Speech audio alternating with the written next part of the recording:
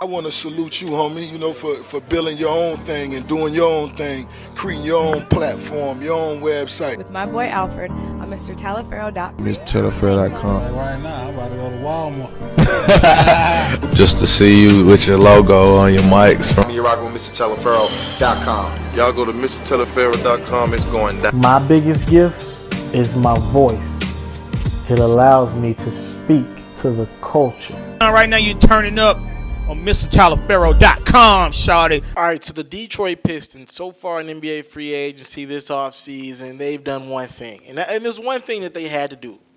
Match any offer for Andre Drummond. Andre Drummond was a restricted free agent what that means is that anybody that offered Andre Drummond any kind of deal, which would have been a max deal for his services, they had the opportunity to match that. They did that. So going forward, you have your centerpiece. Now Detroit's got to look at all these players that it looks like is going to be available around the trade deadline, whether it be Russell Westbrook, some of these other young guys, and find a way for them to get better. Keep in mind, Detroit played Cleveland pretty darn good in the postseason, those 4 games. Even though they got swept, it was a really close as a 4-game sweep could get. So for the Pistons, they need a couple more pieces. A couple more of their guys need to get another year under their belt.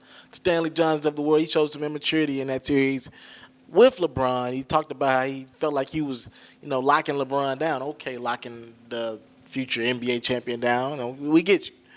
But for Detroit, they did the one thing that they had to do. So you really can't give them a bad grade so far in free agency. I wish they would have did more.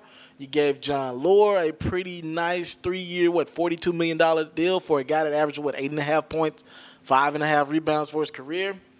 It's a lot of money. But again, the money had to go somewhere. The teams have to hit a minimum cap. I believe this year is about, $90 million with $100 million to play with, somewhere like that.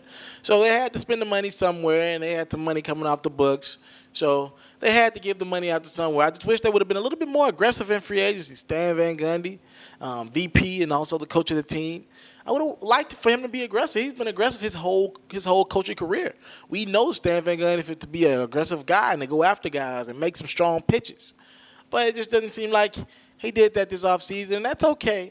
But I just wish them to they didn't have to go for the home runs like a Boston did or some of the other teams, like a New York did. They could have, or like a Miami did. They could have started out smaller. They took the Miami Heat approach and it was 2 approaches. You could take the Miami Heat approach, go after Kevin Durant and go for the home run, or take the Houston Rockets approach and just sign a lot of really good players who weren't the top premier guys, so they probably got slept on the first day.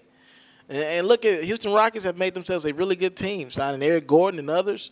Had a good little off season. So for the Detroit Pistons, I wish they would have did more in free agency, but at least they kept the big domino in this.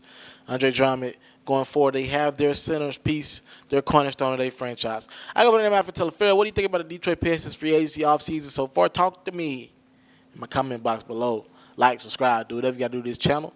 You're currently tuning to Mr. Taliaferro TV. Salute.